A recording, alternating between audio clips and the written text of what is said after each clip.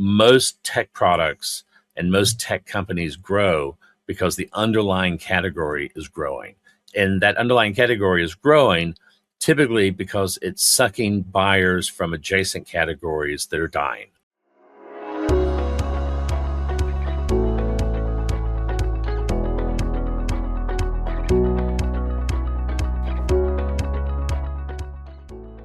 Dale, how are you doing? Pretty good. How you doing, Liam?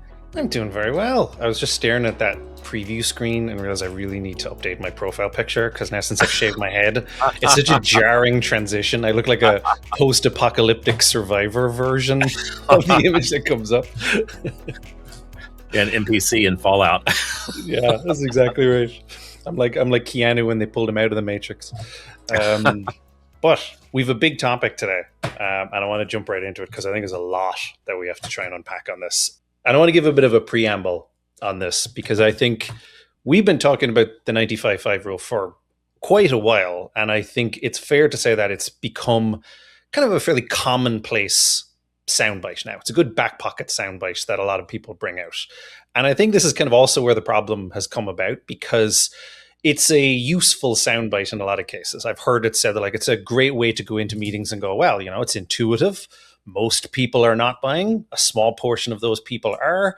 And if we only spend our effort and our money on the 5%, then we neglect the 95%. And so it's got utility, which is clearly why it's one of those soundbites that now transfers and travels around the world in the industry. But I think clearly it's also, even when you add some latitude into it and say, okay, it's not exactly 5%, it's around 5%, it still kind of falls short of reality because of the foundations of how this stat and term and rule came about. And so what I want to do is unpack this quite a bit. I think the topic of today is obviously very specific. It's how growing markets break the 95.5 rule. But I think in order to do that justice, we kind of have to peel back a lot of the layers of what is this rule and how is it formulated and what does it actually say? And then why is it wrong in these cases? So I'd love to kind of start way back at the start of, let's start at the broadest part of it. We're talking about a category of buyers, but we kind of have to define what a category is in order to get to that. Can you talk through that for me? Yeah, and I think a lot of marketers have very bizarre notions of what a category is. And because they've got weird notions, then there are all these arguments around why categories don't exist, because someone could, buy, a Coke to mix with rum, and someone else could buy it to clean their tools. And, therefore Coke can't be a category. And, I think the problem is that there, especially in B2B marketing, there has developed this tradition of this kind of almost narcissistic, inwardly looking definition of things, where the entire world is from the viewpoint of the marketer, not from the viewpoint of the buyer.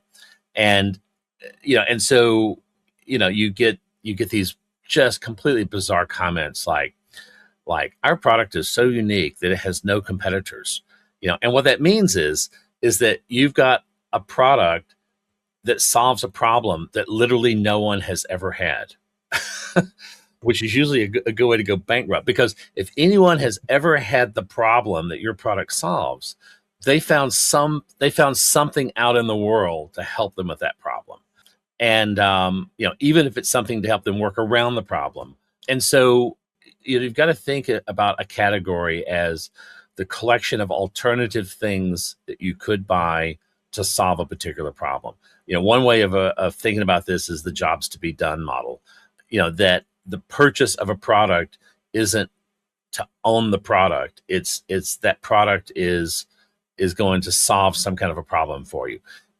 Even if you're buying a Rolex watch, you're solving the problem of feeling inadequate in terms of social status. And the reason you buy, a lot of people buy giant F-150 pickup trucks isn't because they need to haul stuff, but because they feel inadequate in other areas. And so it's a bold statement for a man from Texas, I'll tell you that. But so a category is simply the collection of alternative things that you could buy to solve a problem.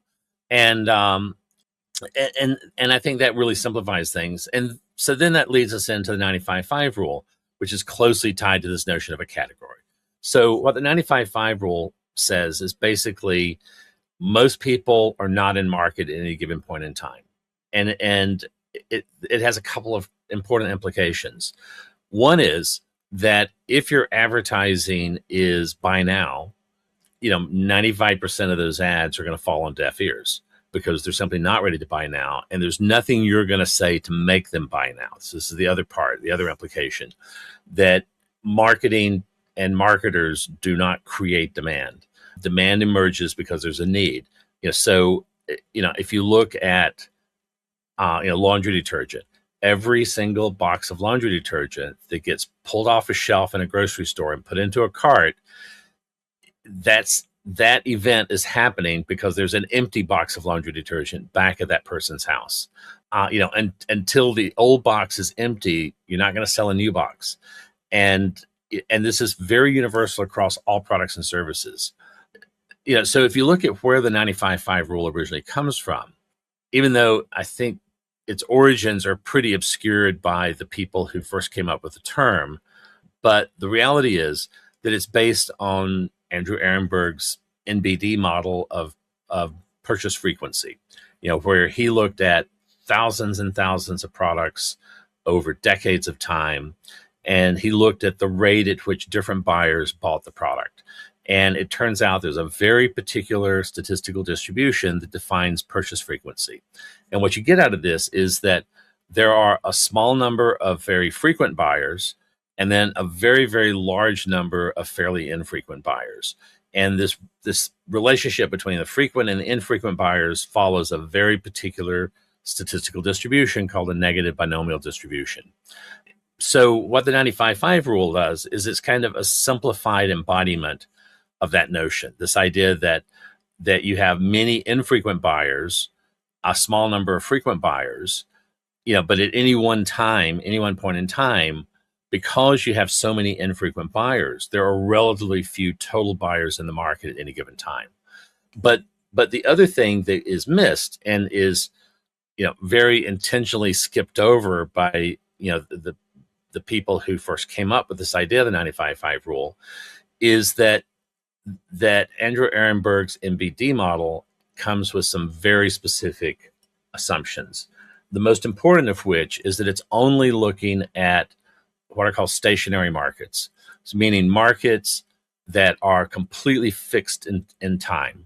It means that the market isn't growing, it isn't shrinking, that category is neither gaining nor losing buyers. It is just a completely frozen snapshot in time. And for many things, that's not an inaccurate description. Again, if you look at laundry detergent, there's not some large pool of people just now discovering the concept of washing their clothes. That basically everybody who is ever going to buy a box of laundry detergent is already busy buying boxes of laundry detergent. And so, it's a very stable market. Now you have people coming in and out of that market because you have old people who are passing away that don't need to wash clothes anymore. But for all of those, there are, 18-year-olds moving out on their own for the first time who are buying their very first box of laundry detergent. But overall, the market, that category is highly static and typically only grows at the rate of, the underlying population growth. It's not even tied to wealth because, if people make more money, they don't suddenly buy 10 times as many boxes of Tide. But what the MBD model assumes is you've got these completely static markets where there's no growth, there's no shrinkage. You have no new customers entering the market, you have no old customers exiting the market. And the reality is that in lots and lots of areas, especially in B2B and especially in technology, that simply doesn't describe the market at all. That most tech products and most tech companies grow because the underlying category is growing. And that underlying category is growing typically because it's sucking buyers from adjacent categories that are dying. So you go back 20 years ago and email was busy killing the fax machine market. The more people that decided to use email, the fewer of those would decide to update their fax machine when it broke, until eventually the fax machine market collapses to nearly zero. You saw the same thing with portable cassette players, that as soon as the iPod came out, everybody whose cassette player broke, they didn't go out and buy another one. They bought in an entirely new category, the MP3 player. And, so tech categories, tech products tend to grow because the underlying category is growing. And, and the underlying category is growing because some other adjacent category is now shrinking. Before we dig into that piece, I want to go back to something that you said that I just want to get your thoughts on it. Because you mentioned in the 95.5 rules origins and the markets that it was looking at to come up with this law or rule, you mentioned frequent buyers, infrequent buyers, which is also not typical of how a lot of B2B purchasing happens. It's not like cans of Coke where you might buy one every week and someone else buys one once every 6 months. People don't buy a Salesforce license once every 6 months. But the volume, because you said like people aren't going to buy 10 times more laundry detergent, but in B2B, you absolutely do have customers who will buy 10 times more licenses than another one would. Does that change the rule in any meaningful way, or does it still net out if the market were stationary the same way? Yeah, no, I mean, that doesn't fundamentally change the rule, because again, if you imagine, the CRM market is a good example. In the US, it's about 13.5% annual growth rate. So way down from, it was north of 100% per year growth rate in the early 2000s. So it's a much slower and declining growth rate. But even if that market was completely flat, you would still have individual buyers who bought a lot of licenses and other buyers who bought very few. But you would also separately have buyers who, were upgrading every 2 years versus every 5 years or every 10 years. So there's a difference between frequency and average order value. What you often see in B2C is that average order value or average basket size tends to be very fixed. So you may be a family that goes through a box of laundry detergent a week, or you may be an individual who buys, one box every 3 months. But both of you are typically, putting 1 or 2 boxes in your shopping cart at a time. It's not like you have one person who puts 1 box in and the next person that gets in line has 10,000 boxes of laundry detergent. So there is a fundamental difference there between B2C and B2B, but I don't think that really directly applies to the 95.5 rule. The 95.5 rule is really based on how frequently people are coming in market. Again, if you go to the laundry detergent example, almost every box of laundry detergent that's bought is to replace an empty box. So the entire market is prior buyers who are coming back in market to repurchase. And this is where the 95.5 rule is based, because the 95.5 rule, and you go back, read the very first articles about this, and these articles are obsessively talking about people coming back in market to repurchase. And, because there is this, the people who are writing this have this intuitive understanding of where it comes from, which is the NBD model of purchase frequency. And the NBD model is completely focused on static markets that aren't growing or shrinking, where every single purchase is a repurchase. And, what that 95, the better description of the 95.5 rule is, this is the rate at which prior users of the category are re-entering the market for a repurchase event. That, what fraction of the market is coming back for a repurchase event? At the risk of being presumptuous, I think that's not how most people are using this rule. Right, because they're not thinking all buyers, and they're not considering how many of them have never bought, how many new people have decided to enter a category. And I think that's a fundamental difference, because that describes tech far more than it describes B2C. Well, I mean, even tech in the B2C realm. Yeah, tech in general, for sure. Think about when the iPod was launched.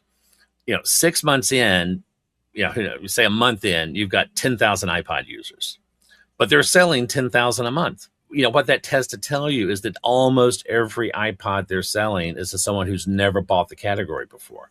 This is the nature of, matter of fact, that because that first 10,000 that was sold in the first month, they're still, none of them have broken. None of them need to be replaced. That second month where you're selling your next 10,000, it's all new entrants into the category. It's all people that are abandoning, the disc players or the cassette players, and they're buying the MP3 player. So every new product category that gets introduced, they've got this early period where 100% of their buyers are from outside the category. But then once you get into kind of a stable growth pattern over time, your buyers are going to be some mixture of people coming back in market for a repurchase event because for whatever reason they've either used up the product or the product is broken, or it can be any number of reasons for a repurchase. But it's going to be a mixture of these brand new people coming in and then people that had previously bought that are coming back for a repurchase. And over time, as the market matures and reaches some sort of stability, where you've got essentially zero growth, then, what zero growth implies is that all of your buyers are repurchase buyers. Or, if you do have some churn, you've got new people coming in at roughly the same rate that old buyers are leaving the market, leaving the category. So again, the example, laundry detergent, every person who passes away no longer needs to wash their clothes. And so they're no longer going to be buying Tide. But for every one of those, there's some 18-year-old that is just now buying their very first box of Tide because they just moved out on their own. And so, stable markets still have a churn, but the total number of active customers remain fairly fixed. The dominant purchase pattern is exclusively prior users of the category coming back for a repurchase. But especially in technology areas, this radically underdescribes the actual market dynamics because it's not taking into account the fact the markets are growing. So let's get into that, because let me ask kind of a hairy, sort of devil's advocate question. And I see a comment that is kind of touching on this. A lot of people might hear what you're saying and go, okay, technically that's absolutely right. It's repurchases. It's not all purchases. Does it matter? Is that just sort of, are we arguing over semantics, or does that have an impact on the kind of marketing that we would do if we didn't think of it correctly? Well, so, one of the things that's interesting is if you look at, say a market that's doubling in size every year. So the CRM market in the early 2000s was doubling in size every year. This would imply that about a fourth of the market is actively in market at any given time. About 5% of those will be people repurchasing, and about 20% will be new entrants into the market purchasing for the first time. So in that scenario, 80% of your buyers are first-time buyers. So the kind of marketing you want to do is probably going to be significantly different, if you're trying to go after, very first-time buyers that are switching categories versus, something today where, at 13.5% growth rate in the CRM market, you still have about 30 or 40% of the market are first-time buyers at any given point in time of the people that are in market. But the vast majority of people who are in market are already familiar with the category, familiar with the options, and are coming back for a repurchase, generally for some kind of an upgrade to, a bigger version of a CRM because they outgrew the version they had.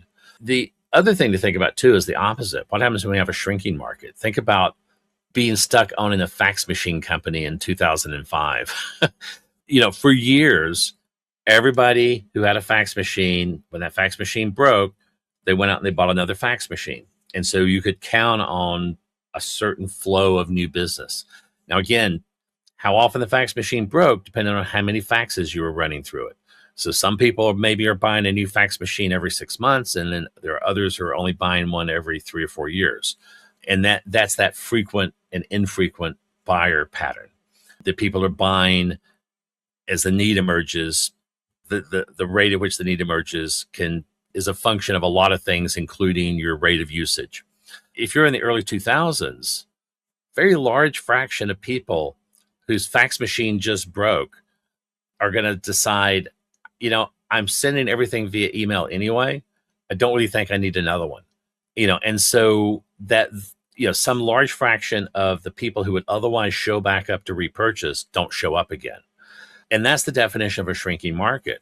And so, this has real consequences because these customers are moving themselves between categories as new, more attractive options become available.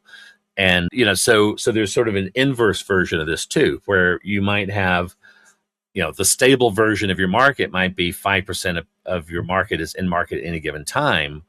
But because the category is shrinking, maybe only 1% is in market and the other 4% are bailing, off to some adjacent category because they're solving the same problem through a completely different platform, technology, product type. That one's particularly close to home for me. For context, for anyone, I do a lot of brand and category tracking using branded search. And one of the things I frequently come up against is views where the collective set of all the competitors is declining. And some of them are categories a lot of people are familiar with, like the CDP category is declining in search volume for all the brands 20% year over year. The marketing automation platform is not any different. And there are a lot of categories in tech, I think, right now that are going through that. And I've found that it's actually a surprisingly counterintuitive thing to show people, because what often ends up happening is the company's revenue is still growing, or at least they're still closing deals. Things are still happening that are positive. And then you show them a data set that goes, yes, but the search for you and all of your compatriots is declining quite substantially. And they see two different things, one going up and to the right and the other going down. And they think that well, that can't be true because that's not what we're seeing on our targets and our quarterly numbers. And I think the repurchase rate is a really important piece because, intuitively, there are a lot fewer people who, when they are thinking about their marketing automation tool, where they might have otherwise gone for one of the options, they would end up going for none of the options. And that's a sign that there's not 5%. It's not this, open group of people that if you just do a good enough job in your marketing, you can win them. There are fewer of them deciding to come back and buy from anybody, let alone from you. And I think that's a big concept that not a lot of people see because it's hard to see that data a lot of the time. Well, and the other thing that people confuse is that whether your category is growing or shrinking, and whether your market share within that category is growing and shrinking, have absolutely nothing whatsoever to do with whether your revenue is growing or shrinking. And two examples. If you look in the early 2000s, as the fax machine market was going into terminal decline, there were a couple of companies that really doubled down. And so they really focused on picking up business from their competitors who are exiting the market. And so you saw these fax machine companies that were having declining revenue year over year, even as their market share was going up dramatically, because they had competitors that were exiting and they were going after those competitors. But all they were doing is basically slowing down the rate of decline that they otherwise would have experienced. But you had a case of market shares going up as revenue is going down. You look at another example is Salesforce since 2024. Salesforce's revenue has continued to go up, but they're now starting to decline in market share.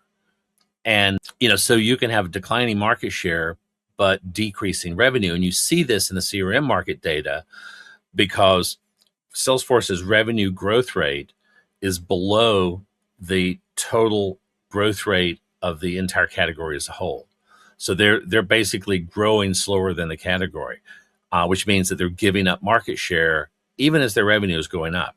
So that's one of the things I think is important for marketers to understand is that there's no necessary relationship between revenue and market share. Each one of these can be going in opposite directions under any circumstance.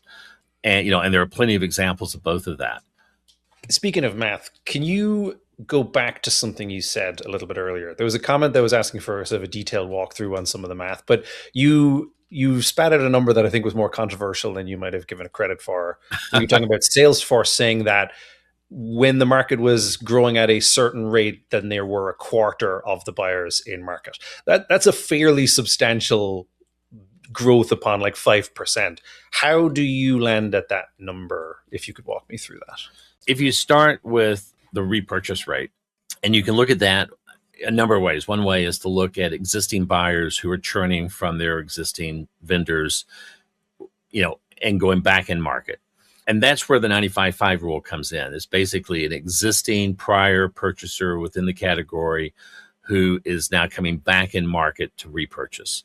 Then you look at the total number of purchasers that are in market in a given time period.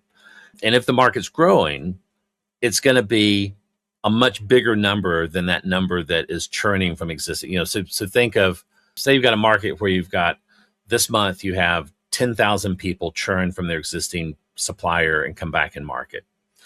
But because the category is growing, you've got 40,000 people who are coming in market to buy for the first time. And that gives you, and you would expect to see that if the market was essentially doubling every year. That would be the rate at which you would see new entrants coming in, because the new entrants, you have to have enough new entrants to get that growth rate. And then they're added to prior users of the category who are churning and then coming back in market to repurchase again. And so it's, so you're adding up both of these, the repurchase events and the net new first-time buyers that are in the category. And then what are these compared to the size of the underlying category at that moment in time? And so that's how you arrive at those numbers. So I think that's a really good segue into, I think, the kind of the application of this rule, because what it often comes down to, and what it's often used for, at least from the conversations that I'm having, is it's used as an internal argument to say, we're over-indexing on performance marketing, and only 5%, it goes the argument, is going to be worked with that budget. And then there's all these other people that we're ignoring, and that's why we should be doing brand, and that's why we should be investing in brand. And I've heard some arguments, which to be clear are very wrong, that means that your budget should be 95% towards the 95, which is obviously not correct. But even throwing a new number in, the Field and Binet research would say that B2B is probably somewhere closer to 50-50. But this rule would suggest that depending on where your category is, how quickly that's growing, there's a much stronger case to be leaning heavily into performance marketing in some cases. And the other thing to keep in mind about the Binet and Field's number is that, one, they have a very weird data set. For the most part, these are large, highly funded companies, which would imply they're in older, mature markets that have enough excess resources to waste on chasing award ceremonies. Lots and lots of smaller, mid-sized companies just do not have the spare coin to waste on stuff like that. And so, so there's this massive selection bias in their data set. So likely they're looking at much larger companies, which would imply companies in much more mature markets, which would imply markets that are growing a lot slower. So, and they're taking all of these completely different types of companies in different kinds of markets with different, either growth rates or decline rates. And they're just sort of lumping them, they're pouring them all into the blender and they're hitting puree.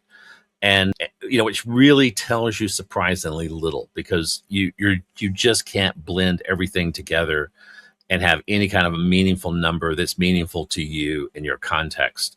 And you have to look at the source of the data and the structural biases in the data set and realize that there is relatively little useful information that you can get. It's probably vaguely correct, but it doesn't really tell you, if I'm different in these three ways, does that ratio go up or down for me? That's what you really want to know. And you kind of have just, you've completely bleached away all of that nuance in the data, but, because of the way that the analysis is done. So, I think the most valuable thing from the Binet and Field's 50-50, 60-40 split is that there probably should be some split. You're probably better off with, some mixture of both brand and performance, but it doesn't really tell you what that mixture should be. But there are a couple of interesting data points here, because if this was that critical, we should see this reflected in broad market data, not just, weird tiny data sets related to award ceremonies. And so one of the things to look at is B2B tech companies, because for the last 30, 40 years, most tech companies have entered the market during periods where their category is undergoing massive growth. And, you look at, the CRM market, early 2000s, it was doubling every year. But you look at almost any market, you look at marketing automation, you look at CDPs, you look at, cloud security tools, you look at cloud computing. In the early days, these categories, were growing at, high double to triple digit rates. So right now we have about 500 tech companies above 1 billion in annual revenue. Roughly 70% of those companies reached the $1 billion mark without ever once running a single brand ad. They did it entirely on the back of performance advertising. And we see this, especially if for everyone who's worked in the SaaS business, you see this. You see hundreds and hundreds and hundreds of these SaaS companies that seem to just keep growing. And they're doing nothing but just hardcore performance marketing, lead gen marketing. And so the question is, if this was such a vital need, to this idea of only 5% are in market, so you've got to market to the other 95%. If this was this much of an imperative, why do we see this many, literally the majority of $1 billion plus tech companies never ran a single brand ad by the time they hit $1 billion? You look at Salesforce as a great example. Salesforce did not begin to spend any significant amount of money on brand marketing until they were 20 years old, until well into the 20 teens. And it was only when the underlying rate of growth of the CRM category started to flatline that they began to really start to shift resources into brand marketing, and primarily to be able to protect their dominant market share position. So, and I'll throw one other, even more confounding data point. If you walk into a modern American supermarket, there will be somewhere in the range of 4,000 to 5,000 unique brands. So I'm not talking about different pack sizes or that sort of thing, but unique brands. 60 to 80% of those brands have never run a single piece of advertising of any type in the entire brand's history, which in many cases goes back decades. That the only advertising they do is essentially shelf space merchandising. They have an attractive label on the product. They may do an in-store display. They may do an end cap. But all of those are essentially the B2C equivalent of performance marketing. You're waiting till the buyer is in market and at the moment of purchase, and then you present them with an alternative because your can of beans, is on the shelf in a favorable location with an attractive label. But that's the only marketing that you're doing. And so you have thousands and thousands of these FMCG brands that are sitting on supermarket shelves that have never done any external advertising, never done any brand marketing, and yet they have been profitable, successful brands for, in many cases, decades. So what that tells you is that this balance between brand and performance marketing is something that's a lot more nuanced than, you got to market to the 95%. Is it really 95%? So again, if you go back to the tech companies, if you've got 25 or 30 or 40% of your market who are in market at any given time, you can throw a rock and hit an in market buyer just by accident. Now, once you become a mature, stable category, you look at the spreadsheet market. There's not a lot of growth in the spreadsheet market. Pretty much everybody who is ever going to use a spreadsheet has a spreadsheet, and periodically they may upgrade it, but there's no giant pool of people who have yet to discover the concept of a spreadsheet. And so, you look at the kind of marketing associated with spreadsheets, much of it from Microsoft. It's very, very pure brand marketing. And So even in tech, once the market becomes stable and mature, then you are faced with that 5%er in market at any given time, because you essentially have grown into a stationary market at that point where there's no fundamental, growth or decline in the market. And so now you really are having to market to that 95% of future buyers. But, if your market is undergoing significant growth, I mean, for instance, look at, any company that claims to be an AI company right now. They're not doing brand marketing. Many of them aren't doing any marketing at all because almost everybody, are new entrants into the market, and and the fraction of buyers, the fraction of market size that represents end market buyers is enormously high right now. That's going to slow down, and I would expect at some point you're going to start to see, OpenAI and Anthropic and some of these others are going to start to do, end user brand marketing, but they basically don't need to if everybody's diving into the category all on their own. So, you don't need to bait the hook if the fish are jumping out of the water directly into the boat. That's fascinating. And I think, like intuitively, if the market is hot, then you shouldn't be sitting back and trying to reach people who aren't buying at any point in the future. You should be trying to get as many of them who are buying actively right now. And I think that's a perspective that isn't all that common, because I think we do often think of like everyone can become a buyer if we just try hard enough. Even if the market's declining, tell that to fax machine markets. You can't sell something that people are not buying. But I think the other part of it is that, a lot of what you're describing is when you look at what gets paired often with the 95-5 rule, it's always the sort of mental availability, physical availability. And a lot of the narrative that's come from that is plant seeds and then wait for those people to be ready. And then when they're ready, your job or your performance marketing's job, at least the way the narrative often goes, is simply provide them a way in the door. But what you're saying is very, very different to that, which is that if people are buying, you should be saying, hey, buy me. Here's why you should buy me. And I think, the big swing risk when it comes to the whole brand and performance thing is it either swings way too far in one direction or way too far in the other. And there is a lot of narrative right now around brand marketing where the narrative goes, people will buy when they're ready. And our job is not to try and sell them anything. It's purely to get them to remember us. And then field of dreams, they will come when they're ready. And that's not what you're saying at all. Right. Well, and I'll throw one other wrinkle in too, which is, where you really see brand marketing pay off is products that have long repurchase cycles. And the reason why is that if you've got a 3 or 4 or 5 year repurchase cycle, that's a long time to forget you.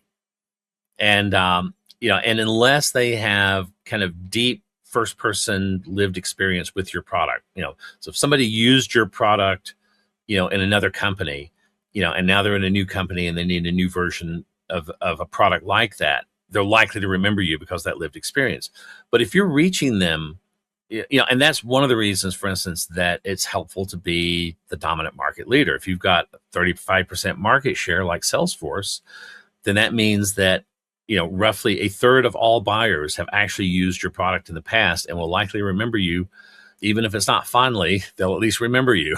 And so, so the question is, if we're relying on marketing, brand marketing for someone to remember us, and that's their exposure to us, those memories are not going to last a long time. And a reasonable rule of thumb is a few weeks to a few months.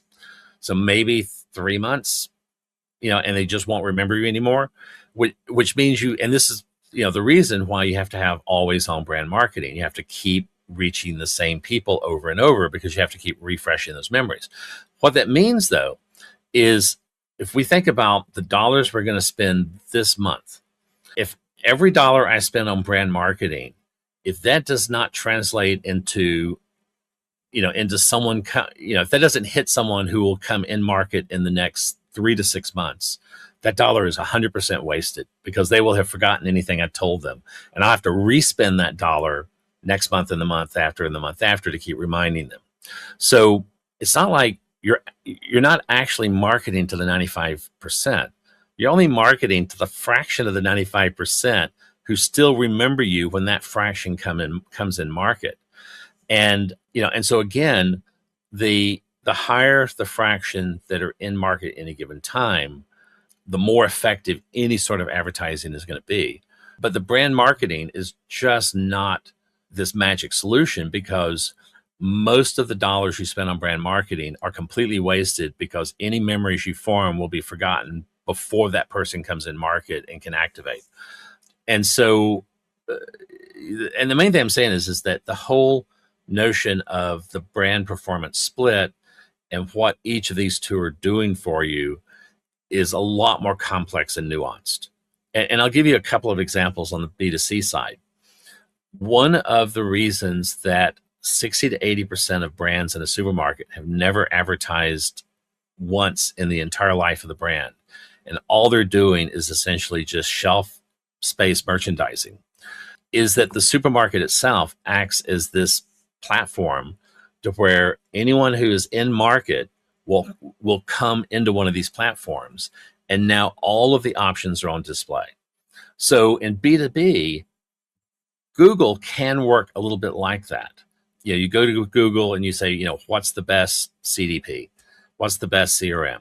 And and so you can get some display of options there. It's not as clean, and it's not as branded as as what you get in a supermarket. But if you look at another category like home exterminators, most people only need a home exterminator maybe every couple of 3 years, depending on where if you live in Louisiana, you need them every 2 weeks, but that's a different story. I've lived there. But so, and there's no kind of central marketplace of exterminators that you can go to, and and like you can go to a grocery store and look at this can of beans versus that can of beans. And so you look at how exterminators market: very, very heavily pure brand marketing, almost no, very little or no, kind of buy now marketing. They will always give you the, information to contact them immediately if you need them, but they recognize that they've got a very small fraction of in-market buyers. And so they need to lean heavily into to brand. If you look at an even tougher category, DUI attorneys, if you specialize just in DUI cases, nobody is going to be remembering you, because no one thinks they're ever going to need you, because no one thinks they're ever going to get busted just because they're driving home drunk from the bar. And, and so DUI attorneys, it's very interesting to look at their marketing and look at how they do this. And what you often see is very clever use of things like mnemonics so you remember them, and extremely heavy use of things like billboards and sections of town that have a high density of bars and a high density of potentially drunk patrons. With the idea that they want to expose themselves, to potential buyers as close to the moment they get arrested as possible, so that they will hopefully be remembered when they get to jail. And so what that says is that this sort of split between brand and performance is very, very dependent on the context of how the market interacts with your product and your competitors' products, how they're exposed to the options, what fraction of people that you could reach are potentially in market, which goes back to the rising and falling markets problem. It's not just 60, 40, 95, 5. These are sort of brain dead numbers. What I would say is the 95, 5 is still a baseline. It's the baseline that everything else is built on. But, so just because just because we say that rising markets have an increased percentage of the market who are actively in market, doesn't mean that 95-5 rule is wrong. It doesn't mean that it goes away. It doesn't mean that we've disproven it. It's still there. It's the baseline that you're above or below from. And the analogy I give is that just because there's wind and friction doesn't mean the laws of physics have been disproven. I mean, it's Newtonian mechanics, F equals ma, all of that's still true. That's the baseline. But if you have friction, then there's something using up the energy that's going into the motion. If you have wind, you have something, adding energy into the motion and speeding you up. And so rising and falling markets, rising market is like a wind, falling market is like friction. The laws of physics are still there. That's still the baseline that everything is acting against. But you've got these additional positive or negative forces that are altering how the market is functioning at that moment. But it doesn't mean that the MBD model is wrong. It doesn't mean that the 95.5 rule is wrong. It means you've got additional forces that have to be accounted for because they materially impact how what you need to do to optimally reach the market. That's really well said. I also think it applies really directly with going back to that category creation mentality you were talking about at the start, where that long-standing fascination in tech of finding a pool of latent demand who has never been activated on by anyone prior to us, and we're going to go and educate them about the problem. We're going to activate all of that. And I think, firstly, things like the 95.5 rule will speak to the irresponsibility of that, because if no one is buying this thing at all, maybe this isn't a thing that people will ever buy. But it also tells a lot about the timelines that are required and the patience to ever get people like that to move into being a stable category. Yeah, the product has to solve a problem that people recognize as a problem. And if you want your new category to grow, it better solve the problem. Better solve a big problem in a way that's a lot better than the older categories. Otherwise, you should just go ahead and name your product Apple Vision Pro. Yeah. And go ahead and start consulting with bankruptcy attorneys, because that's where you're headed.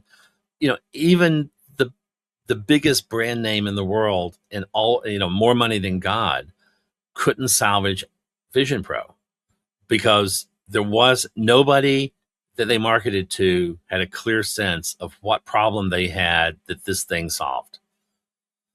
And one example again is the metaverse, which that's was a another multi-billion-dollar investment into a thing nobody wanted, and they couldn't convince anybody to want. Yeah, why? What problem does the metaverse solve in your life? And versus what problem did Facebook solve in your life? That solved a real problem. You're a highly mobile society. You develop friendships, and now you're in different locations. You develop family connections, and now you're in different locations. And it becomes increasingly hard to stay connected with everybody if your only tools are writing letters and making phone calls. And so Facebook solved an ancient problem that's been around for thousands of years, and it solved it significantly better than the existing solutions. And and therefore it became a multi-billion-dollar company. Where the metaverse, what was the metaverse solving? It's not clear. And the market basically said that no one else could figure it out either. I think, taking us home on this topic, because I think there's a couple of important points. The 95.5 rule is still a valid and provably correct data point, but I think how we interpret what it means and what it actually represents is probably far from what a lot of people talk about it as, because it is a very specific subset of the people who will buy your product.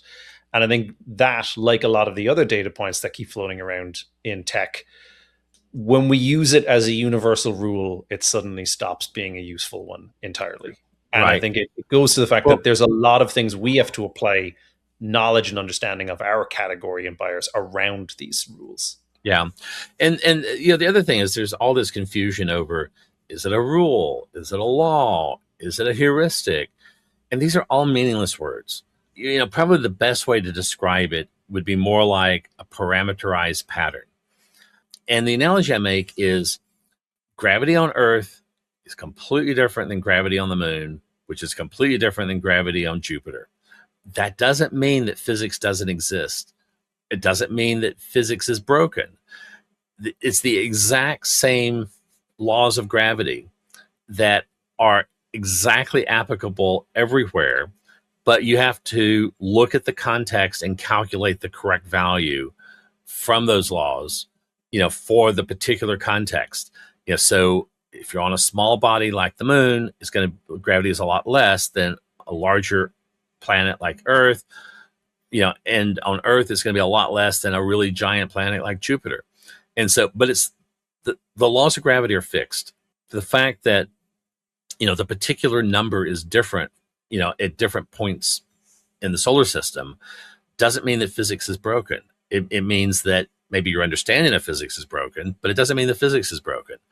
And, and likewise, just because there is friction or there is wind doesn't mean that, Newton was wrong. Doesn't mean that F equals ma is wrong. That's still your baseline. And, the other thing that I see that's interesting is, well, you're using probabilities, because the negative binomial distribution is a statistical distribution. And again, just because something has probabilities in it doesn't mean it's not a law. All of quantum mechanics is built on probabilities. There are no fixed answers in quantum mechanics. They're all statistical answers, but that doesn't make it an absolutely rigorous field of physics. And so, those laws can be statistical, or those patterns can be statistical patterns. And those statistical patterns will always hold. And how you apply those patterns are going to be slightly different for different contexts. And, and that's what you see with the 95.5 rule. It's the starting point, but you have to think beyond it to understand how that starting point, then needs to be elaborated for your unique context, because none of us are marketing everything. We're always marketing a specific thing, and so we have to think about, our specific context. But I want to throw one other thing in here too, that I think ties in with what we've been talking around lead scoring and MQLs, because this has a really, really important tie-in to lead scoring and tie-in to helping define an alternative way to think about MQLs. So one of the things that we see, and you see this in your data, your brand tracker data, that you can have the same product category, and see significantly different growth in different markets. So for instance, right now in the US, the CRM market is growing about 13.5% a year. In the UK, it's growing around 2 or 3% a year. And, so you often will see significant geographic differences in growth rates within a category, because a lot of these products kind of catch on at different rates in different geographies. If I go out and I develop 1,000 leads, and I know that in one market, 5% of those people are in market, that tells me that if I randomly pick a lead from that bucket of leads, I'll have a 5% chance of finding someone who's in market. Where an identical bucket of leads from a rising market, where maybe 25% of, where you have 25% who are in market, then I've got a 1 in 4 chance instead of a 1 in 20 chance that a randomly chosen lead is going to be in market, which means that my performance marketing, my lead generation marketing, is going to be significantly more effective. I'm going to get significantly more in-market opportunities for the total dollars spent if I'm spending those dollars in a rising market versus a flat market. And, and so this becomes really significant, not just in scoring leads, but also in terms of budget allocation between different geographic markets, to the extent that we can see whether these are rising or falling markets. Yeah, I've seen this example play out countless times in the data.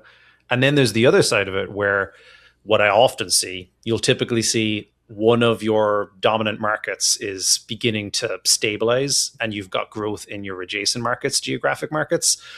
The way you will get growth in a market that is not growing is substantially different, and is substantially more brand driven than one that's in a rapidly growing market where there are lots of new buyers showing up in the category.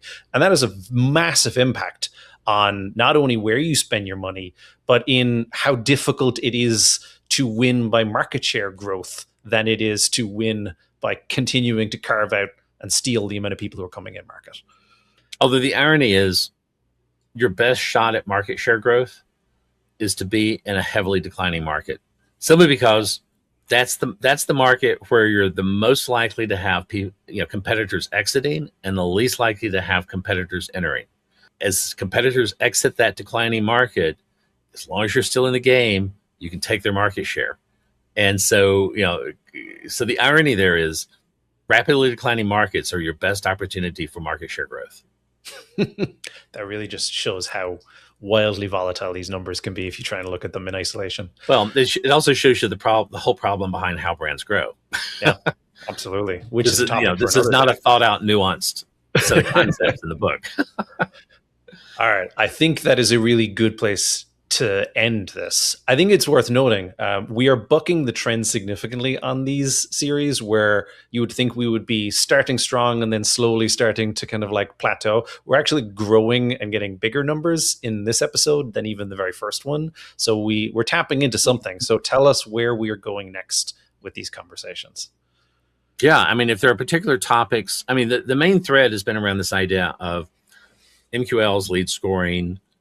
How do we, as marketers, get, B2B marketers, how do we get leads into the hands of the sales team that will make the sales team successful? This is I think the unifying thread in what we've been talking about here. And and we have a whole slate of related topics we want to go over, but anyone that has any suggestions on things they would like to hear us talk about, throw it in the comments, and I can promise you it will show up in a future episode. I love that. This is always a pleasure, always fascinating. Thank you, Dale, and thank you, everyone. Until next time.